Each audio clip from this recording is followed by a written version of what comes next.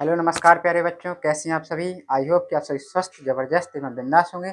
जैसा कि आप देख सकते हैं कि चैप्टर 3 आप व्यू, आज की इस क्लास में हम बात करने वाले हैं चैप्टर 3 आप व्यू। आज का जो चैप्टर होने वाला है वो बहुत ही ज़्यादा इंपॉर्टेंट होने वाला है, तो वीडियो के अंत तक बने रहना है।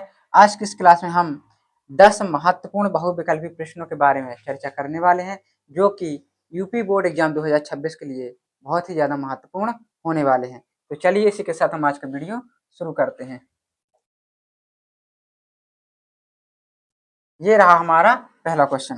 क्या कह रहा है पहला क्वेश्चन? कह रहा है यदि 2x minus Y x plus 2y 2 3 बराबर 1 3 2 3 हो तो x तथा y का मान ज्ञात कीजिए। क्या करना है? x तथा y का मान ज्ञात करना है। कैसे ज्ञात करोगे? यहाँ पे देखो क्या लिखा है, 2x माइनस वाई। तो बेटा पहली पंक्ति पहली कॉलम है, ये पहली पंक्ति पहला कॉलम यानी A11 कह सकते हैं इसको। पहली पंक्ति दूसरा कॉलम इसको कह सकते हैं 2 1, इसको कहते हैं 2 2। दूसरी पंक्ति दूसरा कॉलम, यहाँ पे देख लेते हैं A11 कहते हैं इसको, A12 A21 और A2। तो देखते हैं A1 का जो मान होगा, A11 का यहाँ जो मान होगा इसके A11 के बराबर होगा। इसे कहते हैं आव्यूह के समानता नियम से। तो यहाँ पे क्या हो जाएगा, हमारा हो जाएगा 2x minus y is equal to कितना हो जाएगा, 1 हो जाएगा। दूसरा जो समीकरण हो जाएगा x प्लस के 2y इज इक्वल टू कितना हो जाएगा, 3 हो जाएगा। तुम्हारे ये समीकरण एक मान लो, दो मान लो, इसको हल कर लो। कैसे हल करेंगे? इस वाले समीकरण में 2 का कर दो गुणा, तो कितना हो जाएगा 4x माइनस के 4y बराबर 2। ऐसा नहीं, यहाँ पे होगा 4x प्लस माइनस के 2y बराबर 2। 2 का मल्टीप्लाई करेंगे, यहाँ पे लिख देंगे x प्लस के 2y बराबर 3। इसको सॉल्व करेंगे, क्या हो जाएगा, जैसे ये कट जाएगा, 4 और 1 कितना हो जाएगा 5x। यहाँ पे कितना हो जाएगा 5, यानी x इज इक्वल टू आ गया हमारा 1। हमारा क्या कोई विकल्प दिख रहा है? x बराबर 1। x बराबर 1 हमारा ऑप्शन ए भी हो सकता है, ऑप्शन डी भी हो सकता है। ये दोनों तो हो ही नहीं सकते। क्यों नहीं हो सकते? क्योंकि x के मान 1 आया है यहाँ पे। ठीक है, अब देखो x का मान रख देंगे समीकरण 1 में या 2 में रख दो। समीकरण 1 में रखेंगे समीकरण 1 में रखेंगे तो 2 multiply 1 minus y is equal to 1। तो क्या हो जाएगा 2 minus y is equal to 1। 1 को लाएंगे इस साइड तो 2 माइनस 1 बराबर वाई, यानी 1 बराबर वाई। मतलब एक्स वाई का मान कितना आया, 1 1 आया। ऑप्शन नंबर ए इसका करेक्ट आंसर हो जाएगा। क्या हो जाएगा? ऑप्शन ए इसका करेक्ट आंसर हो जाएगा। कैसे हो जाएगा? देखो इस तरीके से हमने समीकरण बना लिए, समीकरण को सॉल्व किया, एक और एक आ गया हमारा, जो कि ऑप्शन नंबर ए सही हो जाएगा। जब भी इस तरीके के दो अवयव दिए हो बराबर में तो उनकी समानता कर देंगे परस्पर। A11 समान होगा A11 के, A12 समान होगा A12 के। ठीक है, अब ये A11 A12 क्या है? A11 है तुम्हारा इस अवयव का पहली पंक्ति पहला कॉलम, पहली पंक्ति दूसरा कॉलम, दूसरी पंक्ति पहला कॉलम, दूसरी पंक्ति दूसरा कॉलम। इस तरीके से इनको हम याद रखते हैं। चलते हैं नेक्स्ट क्वेश्चन की ओर। ये तुम्हारा 2022 में पूछा गया प्रश्न है। नेक्स्ट क्वेश्चन, ये रहा हमारा नेक्स्ट क्वेश्चन। कह रहा है यदि अवयव ए और बी के क्रम, क्रम को कहते हैं कोटि, क्रमशः m मल्टीप्लाई n और n मल्टीप्लाई p हो है तो ए बी का क्रम होगा। एक अवयव दिया है, एक अवयव दिया है, ए बराबर क्या दिया है, एक अवयव दिया है, इसका क्रम क्या है m मल्टीप्लाई n। दूसरा अवयव दिया है, इसका क्रम क्या है n मल्टीप्लाई p। क्या पूछ रहा है? वो पूछ रहा है ए बी। तो बेटा जो तुम्हारा ए बी आएगा इसका जो क्रम हो जाएगा ए बी का, जो पहले अवयव दिया है इसका पहला वाला देखना पड़ता है, दूसरा दिया है इसका लास्ट वाला, यानी इसका जो क्रम हो जाएगा वो हमारा हो जाएगा m cross m multiply p। m multiply p कौन सा विकल्प दिख रहा है? ऑप्शन सी इसका करेक्ट आंसर हो जाएगा। m मल्टीप्लाई p इसका करेक्ट आंसर हो जाएगा। कैसे ज्ञात करना पड़ता है? जो पहले अवयव दिया है उसका पहला यानी पंक्ति, इसको हम कहते हैं पंक्ति कॉलम। ये पंक्ति है, ये कॉलम है तुम्हारा, ये क्या है, कॉलम है। पहले जो आप दिया है इसका पंक्ति ले लेते हैं, दूसरी वाले का कॉलम ले लेते हैं, ठीक है। तो m मल्टीप्लाई p इसका करेक्ट आंसर हो जाएगा, ठीक है। तो इस तरीके से तुम्हें इन क्वेश्चनों को सॉल्व करना है। चलते हैं नेक्स्ट क्वेश्चन की ओर। नेक्स्ट क्वेश्चन ये रहा तुम्हारा नेक्स्ट क्वेश्चन। कह रहा है किसी अवयव में 10 अवयव हैं। कितने अवयव हैं, 10 अवयव हैं। तो इसकी संभव कोटियों की संख्या होगी। इसकी संभव कोटियों की संख्या पूछ रहा है बेटा। क्या पूछ रहा है, कोटियों की संख्या। तो देखो कैसे निकालते हैं कोटियों को। जो तुम्हें दिया है 10, इसको ऐसे तोड़ना है कि इनका ऐसे दो भाग में तोड़ना है जिनको गुणा करने पर 10 आ जाए। कैसे, इसको हम लिख सकते हैं 1 मल्टीप्लाई 10, 1 का 10 में करेंगे गुणा 10 आ जाएगा। इसको हम लिखेंगे 10 क्रॉस 1, 2 मल्टीप्लाई 5 और 5 मल्टीप्लाई 2। इस क्रम में हम अगर आप अवयवों को लिखें 1 cross 10, 1 multiply 10, 10 multiply 1, 2 multiply 5, 5 multiply 2। यानी 1 और 10 के क्रम में लिखें या 10 और 1 के क्रम में लिखें, 2 और 5 के क्रम में या 5 और 2 के क्रम में लिखें, तो जो हमें संभव 10 अवयव प्राप्त होंगे। कितने होंगे, 10 अवयव प्राप्त होंगे। तो यहाँ पे कितना हो गया, 1 2 3 4, कितने अवयव टोटल प्राप्त हो गए, संभव कोटियों की संख्या। तो कोटियों की संख्या कितनी हो गई, 4 हो गई। ऑप्शन नंबर सी इसका करेक्ट आंसर हो जाएगा। सी इसका क्या हो जाएगा, करेक्ट आंसर हो जाएगा बेटा यहाँ पे, ठीक है। चलते हैं नेक्स्ट क्वेश्चन की ओर। नेक्स्ट क्वेश्चन ये रहा तुम्हारा नेक्स्ट क्वेश्चन। ये बहुत ज्यादा इंपॉर्टेंट है, 2025 24 23 में पूछा गया क्वेश्चन है बेटा। ये बहुत बहुत वेरी वेरी इंपॉर्टेंट क्वेश्चन है। क्यों इंपॉर्टेंट है, क्योंकि देखो ये क्वेश्चन कई बार पूछा गया है, ठीक है। 2025 में, 2024 में, 2023 में पूछा गया है प्रश्न। तो ये बहुत ज्यादा इंपॉर्टेंट है। क्या है, ए स्क्वायर बराबर ए। और एक चीज और यहाँ पे देखने वाली बात ये है कि यहाँ पे तो बहुविकल्पी क्वेश्चन दिया, हो सकता है कि ये लघुत्री या तिलघुत्री क्वेश्चन भी दे दे, यानी 2 या 3 नंबर में भी आ सकता है। अभी तो यहाँ पे ऑप्शनल देखने को मिल रहा है, ठीक है। तो कैसे करना है, मान ज्ञात करना है। क्या करना है, मान ज्ञात करना है। किसका मान ज्ञात करना है, आई प्लस ए माइनस के साथ ही इसका मान ज्ञात करना है। ए प्लस बी का क्यू जानते हो क्या होता है, A cube plus B cube plus 3 A B कोष्टक में ए प्लस बी और माइनस के साथ तुम्हारा दिया गया है। देखो आई के ऊपर 3 हो, 4 हो, 5 हो, कितना घात हो, उसको हम आई ही लिखेंगे। इसको हम तोड़ सकते हैं, ए स्क्वायर इंटू ए, इसका गुणा कर देंगे 3 ए स्क्वायर आई प्लस 3 ए आई स्क्वायर माइनस के साथ ए स्क्वायर बराबर दिया है, ए स्क्वायर बराबर कितना दिया है, ए दिया है तो रख देंगे। आई प्लस ए प्लस 3 ए स्क्वायर की जगह रखेंगे ए तो क्या हो जाएगा, ए आई हो जाएगा। यहाँ पे हो जाएगा 3 ए आई हो जाएगा माइनस के साथ ए हो जाएगा। देखो आई हो गया, ए स्क्वायर जी फिर से बन गया, ए इंटू ए क्या हो जाएगा, ए स्क्वायर की जगह रख सकते हैं हम ए।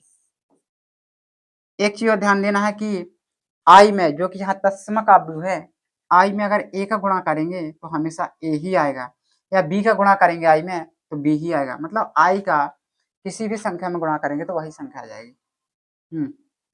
ये आ गया, यहाँ पे 3 ए लिख सकते हैं, यहाँ पे 3 ए लिख सकते हैं, माइनस के साथ ए हो गया तुम्हारा।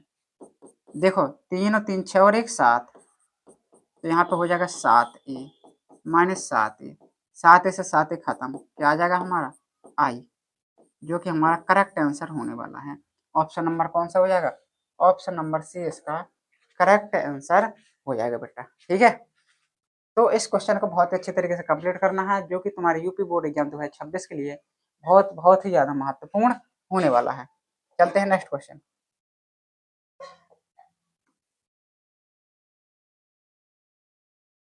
ये रहा तुम्हारा नेक्स्ट क्वेश्चन। क्या कह रहा है, x तथा y के मान क्या होंगे यदि x y 3y x 1 2 बराबर 3/5 देखो क्या करना है, पहले इनका मल्टीप्लाई कराना है, गुणा कराना है, इसके बाद इसको तुलना कराएंगे। क्या कराएंगे? तुलना कराएंगे। तो लिख लेंगे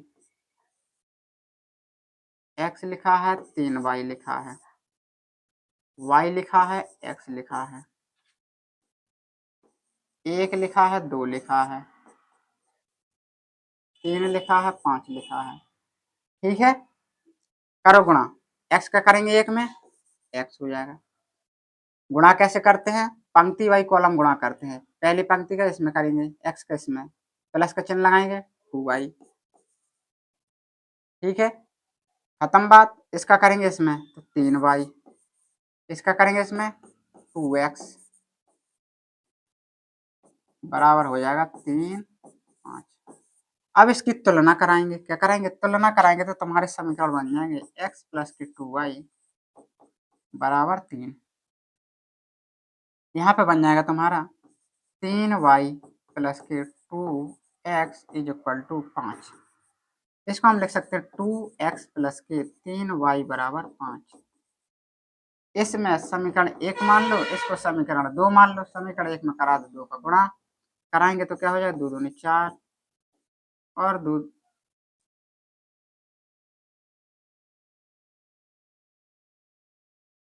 देखो इसका कराएंगे तो 2x प्लस के 4y इज इक्वल टू 6। दूसरा समीकरण लिखेंगे 2x 3y बराबर 5। घटाएंगे, कट जाएगा। ठीक है, अब यहाँ पे देखो 4 में से 3 गया y, 6 में से 5 गया 1, यानी y का मान 1 आ गया हमारा, y का मान 1। अब देख सकते हैं, विकल्पों को देख सकते हैं। यहाँ पे पूछा था हमें x तथा y के मान, y का मान 1 कहीं दिख रहा है? ऑप्शन सी में ही दिख रहा है। अगर कहीं पे और होता y का मान तो x का मान भी निकालना आवश्यक था, लेकिन हमने देखा कि यहाँ पे y का मान 1 आ चुका है, जो कि केवल एक ही ऑप्शन है जिसमें y का मान 1 दे रहा है, ऑप्शन सी। तो x का मान भी हमेशा 1 होगा। क्यों होगा? क्योंकि और विकल्प में है ही नहीं, एक ही विकल्प दिख रहा है, तो x का मान निकालने की आवश्यकता बिल्कुल नहीं है। इससे तुम्हारा टाइम बच सकता है। अगर तुम x का मान निकालोगे तो 1 ही आएगा, लेकिन यहाँ पे निकालने की आवश्यकता नहीं है। यहाँ पे बहुविकल्पी क्वेश्चन है, जिसको जितना जल्दी हो सके सॉल्व करना आवश्यक पड़ जाता है। ठीक है, चलते हैं नेक्स्ट क्वेश्चन की ओर।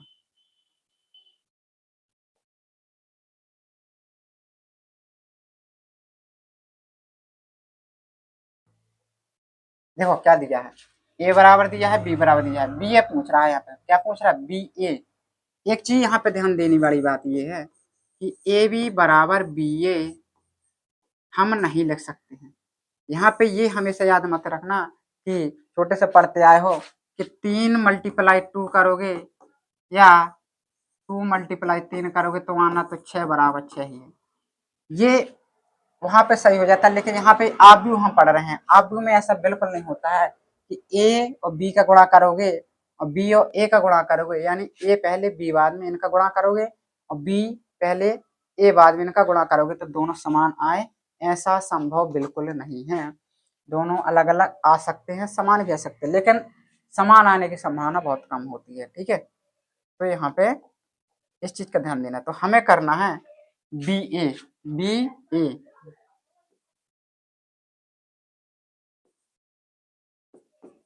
बी का मान रख लिया,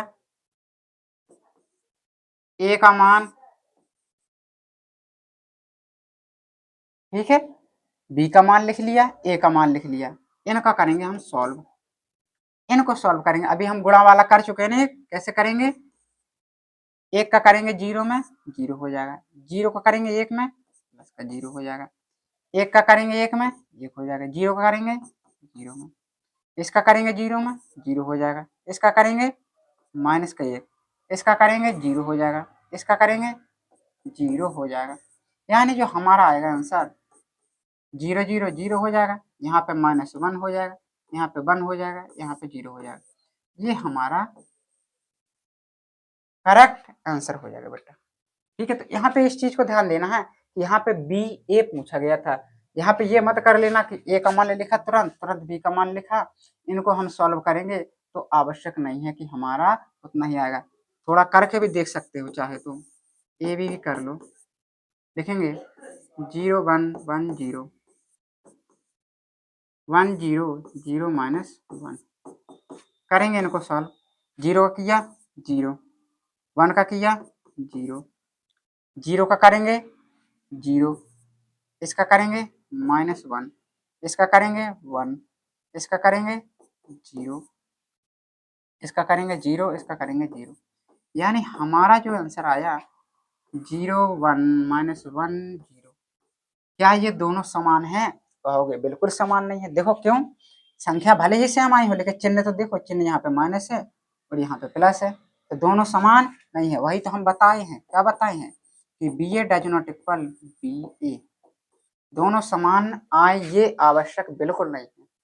हो सकता है कई सिचुएशन में दोनों समान आ भी जाएं, लेकिन बहुत कम चांसेस है कि दोनों समान हो सकते हैं। ठीक है, तो यहाँ पे इसका जो आंसर आ जाएगा, बी ए पूछा था तो बी ए का आंसर ये है हमारा। नेक्स्ट क्वेश्चन,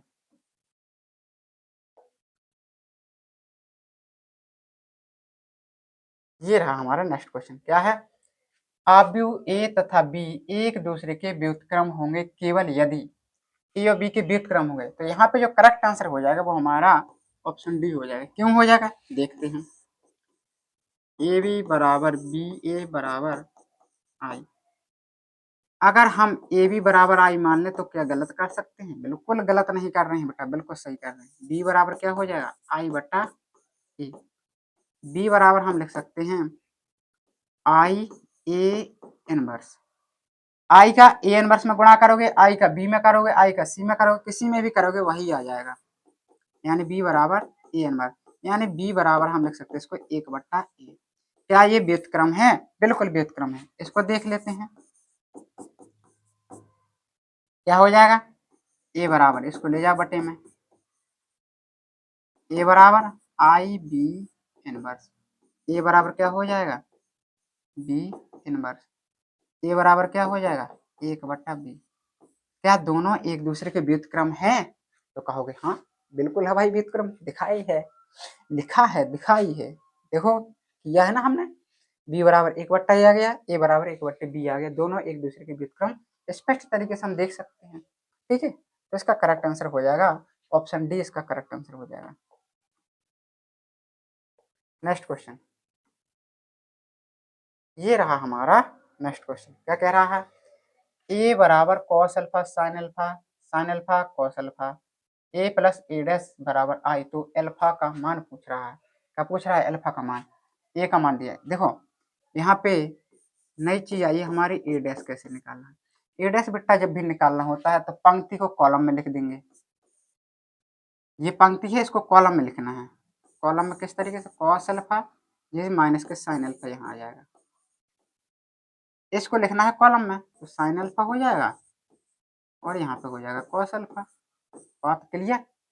पंक्ति को कॉलम में और कॉलम को पंक्ति में लिखना ही ए डैश कहलाता है। ठीक है, इन दोनों को जोड़ना है। क्या करना है? ए प्लस ए डैश बराबर हमारा आई दिया है, तो अल्फा का मान पूछ रहा है। ए का मान रखो cos alpha sine alpha sine alpha cos alpha, plus का चिन्ह लगा है, प्लस का लगा दिए। ए डैश का मान निकाल चुके हैं, cos alpha sine alpha minus sign alpha cos alpha बराबर में आई को हम देखो यहाँ पे देख सकते हैं 2/2 का अवयव है। कितने का है? 2/2 का अवयव है। 2/2 का आई का मान होता है 1001। देखो यहाँ पे जोड़ेंगे तो क्या हो जाएगा? Cos alpha plus cos alpha. देखो यहाँ पे माइनस के साइन अल्फा प्लस के साइन अल्फा। यहाँ पे देखेंगे साइन अल्फा को साइन अल्फा से जोड़ेंगे, साइन अल्फा प्लस माइनस के sign alpha cos alpha plus के कॉस अल्फा बराबर में 1001। ठीक है, अब देखो यहाँ पे एक कॉस अल्फा 2 कॉस अल्फा कितना हो जाएगा?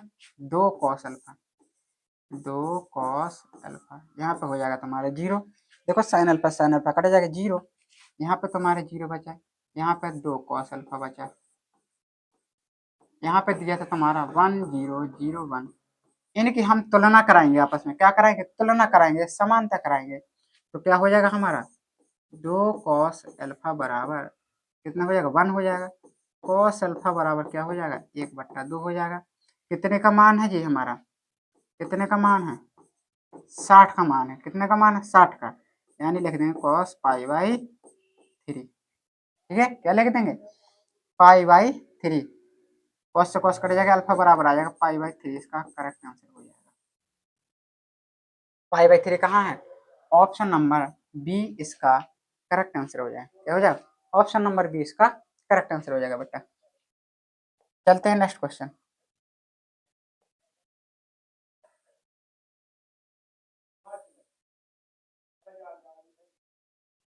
लो,